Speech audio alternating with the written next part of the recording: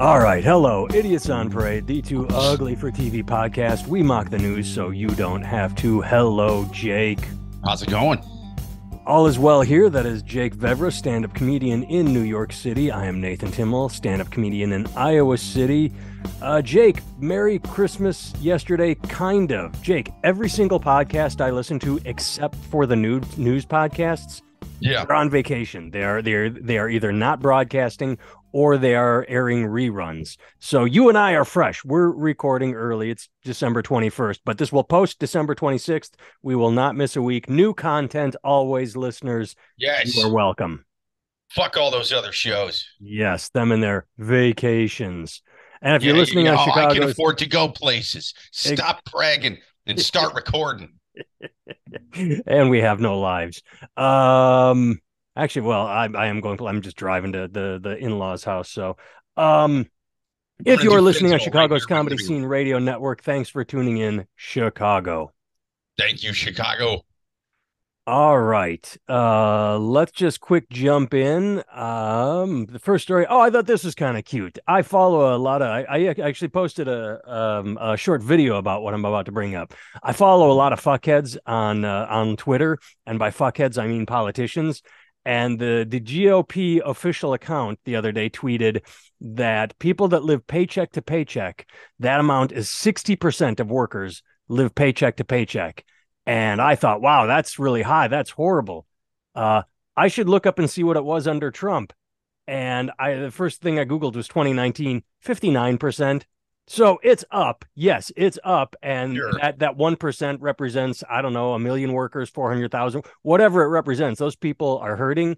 But the idea that things have been... Well, here's the thing. That 1%, if you scroll to the bottom, it saose what it is. That's Trump's lawyers. He stopped paying them.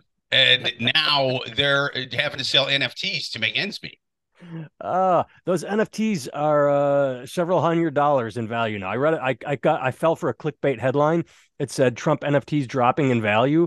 So I clicked it and it said, yeah, as soon as they came out, they shot up to $400 each. Now they're down to like $359. So not really dropping in value, just sort of not skyrocketing. It's still worth more than when they bought them. But dude, you remember in Idiocracy where someone hands her a bill and it's this crazy wrestling looking guy, like it's like $1 million bill or whatever. Yeah. Maybe in the future, all currency will be Trump NFTs. And I mean, because it seems to have stabilized at 350. So maybe once the U.S. currency tanks, we'll only be trading pieces of digital Trump cards. Well, it better not be too far in the future because I want to be here for it. But either way, so 59%. And then I looked at another, like in 2014. They're going to be like, Grandpa, is it true you had the opportunity to buy an entire Donald Trump spaceman card for only $99? And I'd be like, yeah, I don't know. You know, we fucked up. Should have bought it. I looked even further back under Obama. I think I saw 40%.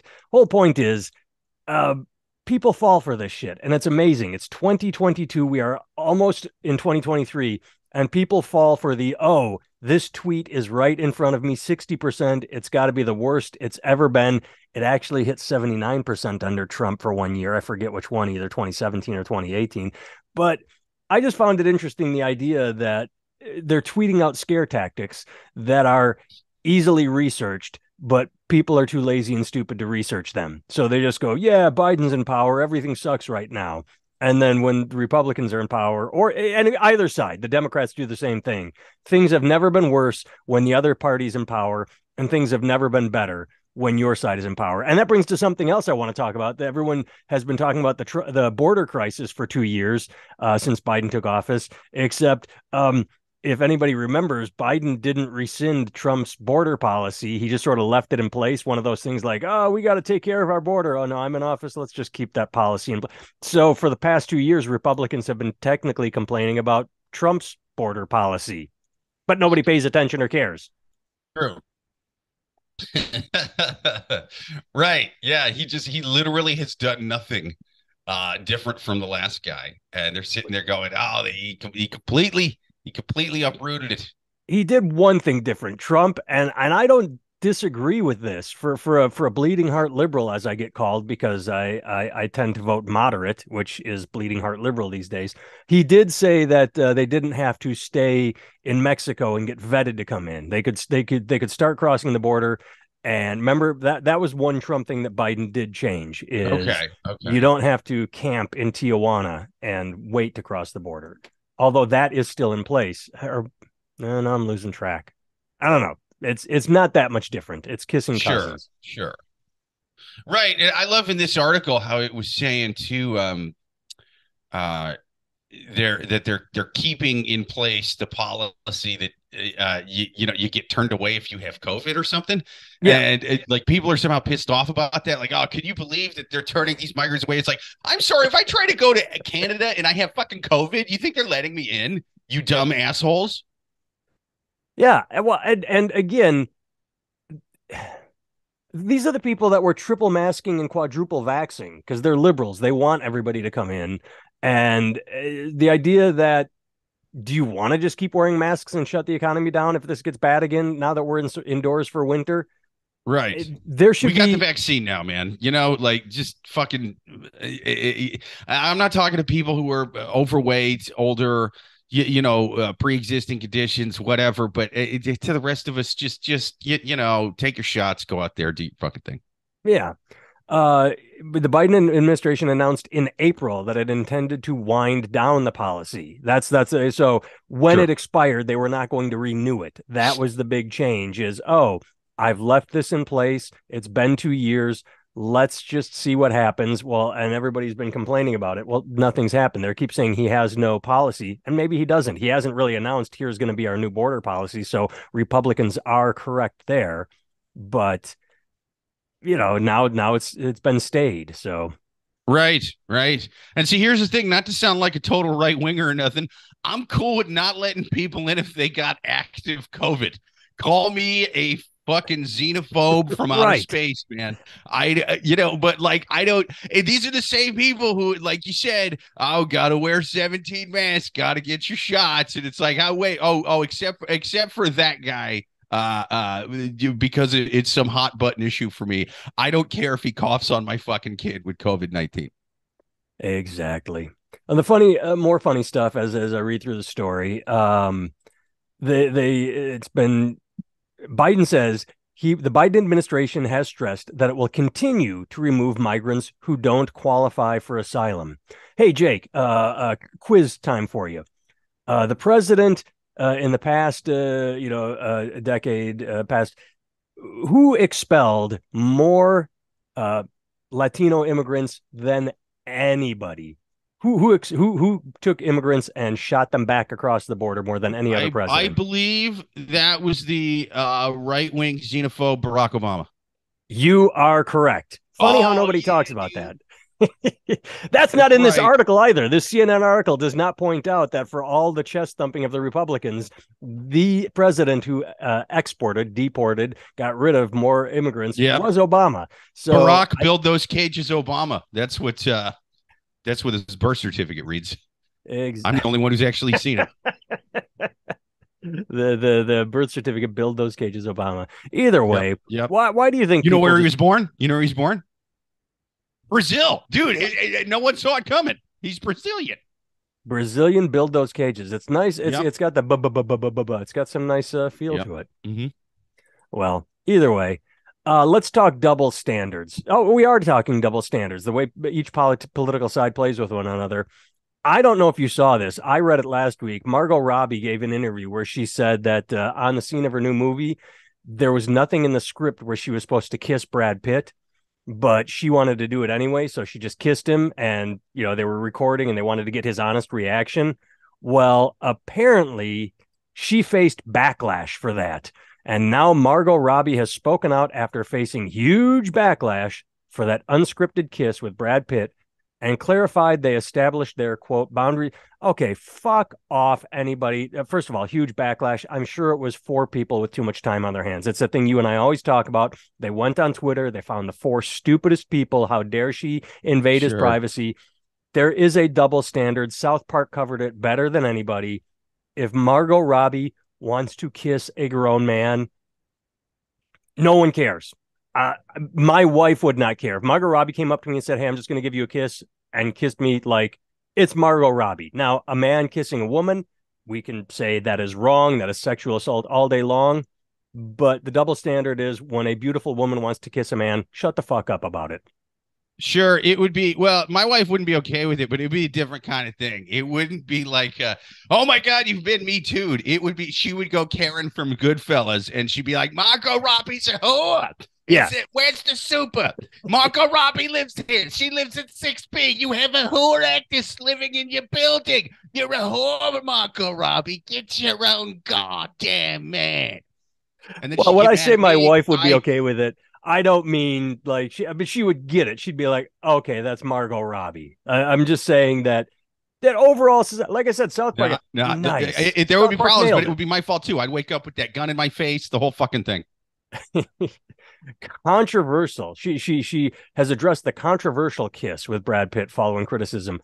I think her address, instead of saying we established boundaries, and she should have just said, "I'd like to address the fact I kissed Brad Pitt." Fuck you.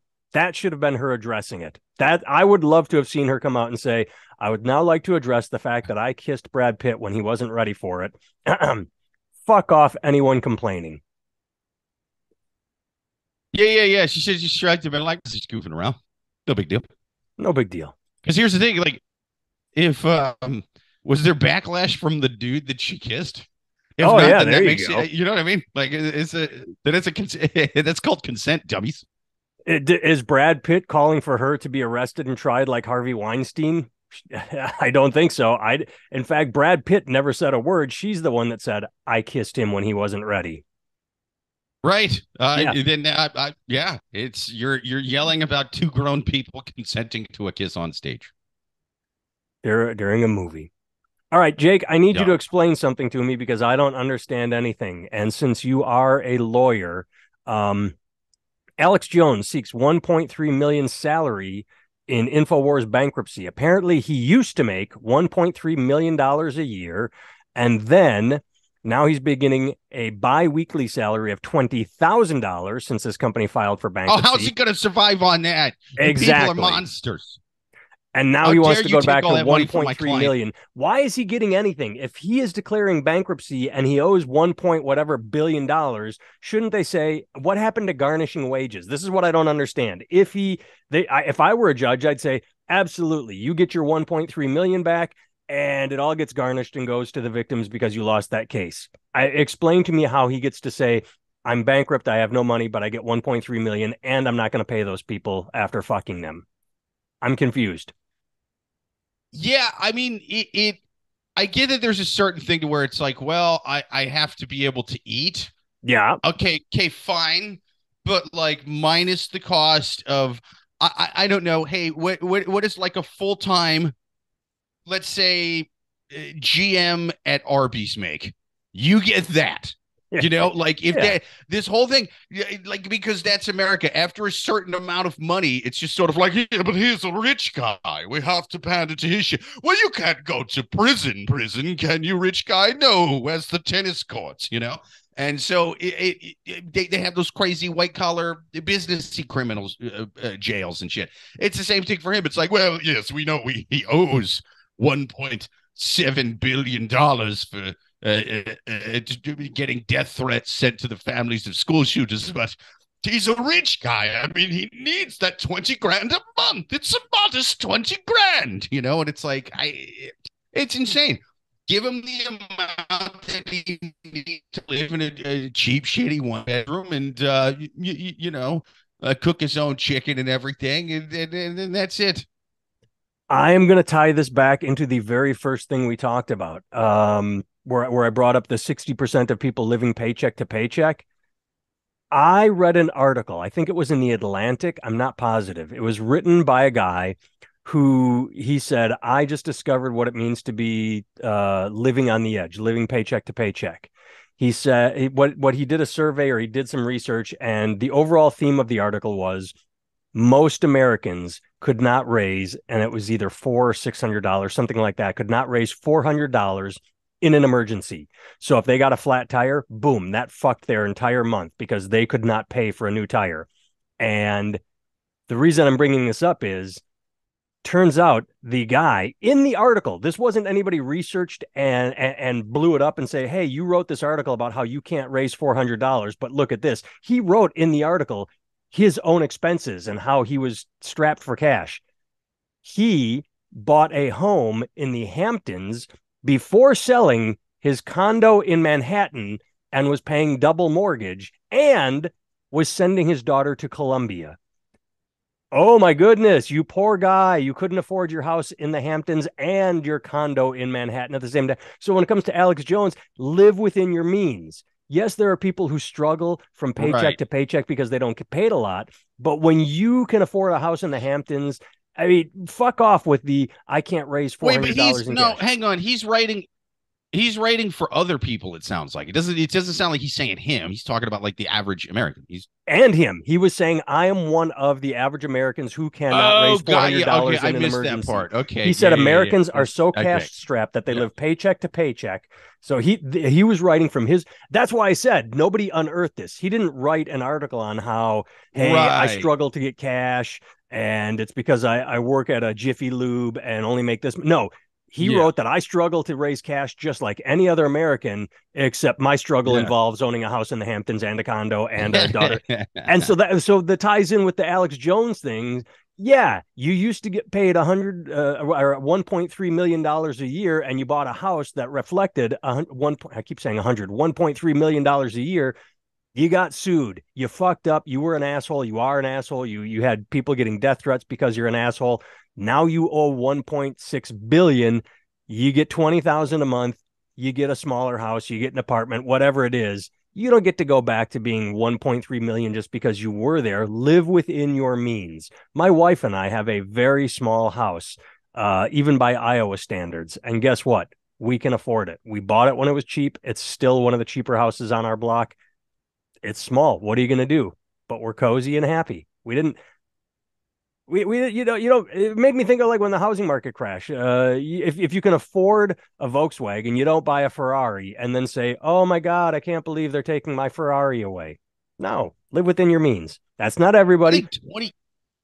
Oh, sorry. Go ahead. No, I was just saying that's not everybody. There are people that genuinely struggle because they cannot make rent or mortgage or put food on the table. When you have a lot and you want more, that's not the case, though. Yeah, I think 20,000 seems a little high, man. I doubt any of the families in Newtown are making 20,000 a month. It's a fuck ton of money. Yeah, I mean, what is that average? 20,000 a month. That's 220,000 a year, right? Or 240. Yeah, that's a lot, dude. 24,682. That's 240 a year. Yeah, I mean, if you're making 240 a year. Yeah, that's like rich guy money, man. I don't, like what are you talking about? Yeah, cut that down by at least 3%. That's what I say. I didn't catch that because you keep breaking up. You're frozen right now. Did you get Wi-Fi at your new place? I don't think we told the listeners you moved. No, I'm on a hotspot, man. Because you keep freezing up. Okay, yeah, this may have to be a shorter episode because I am on a hotspot. I was last time too, but it doesn't seem to be working as well today. It kind of goes. All right. Well, let's. Yeah, okay, go ahead. Yeah, I think there's a delay.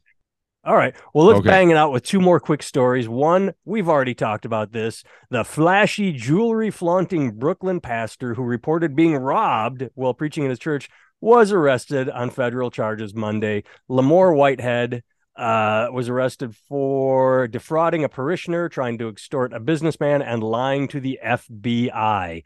I think his whole thing was defrauding all his parishioners because, I don't know, if you say Jesus needs me to have this Rolex, I don't think your primary cause is preaching the word of God. I think it's getting more Rolexes. So remember when we talked? I think this was the guy that was robbed on air that we talked about.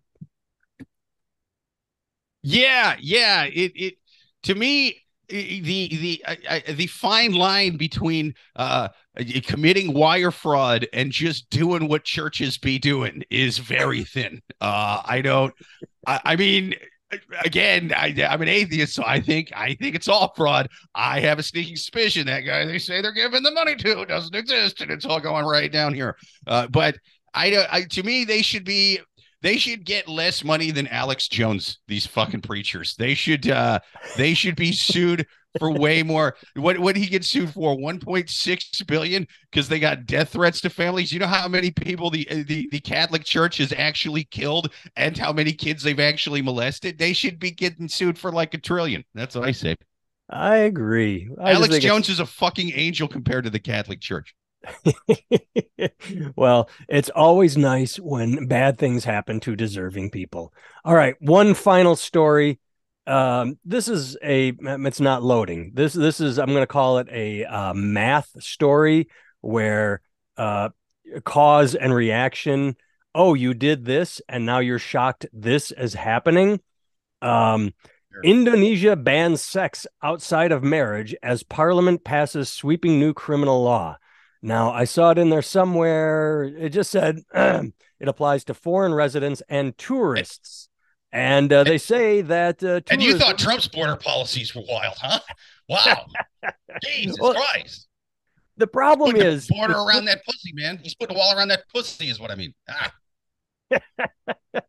And that's the problem with clickbait headlines. I don't know how often you run into this, is you see the clickbait headline and you click it, and then the article has a different headline when you get to that page. And that's what happened to me, is the clickbait headline for this one talked about how the Indonesian tourist industry was taking a hit because it banned sex. And then you click it and it's the Indonesia passes parliament. It's a more legitimate headline. But yeah, it said that so tourists are like, oh, we can't go get laid. Fuck it.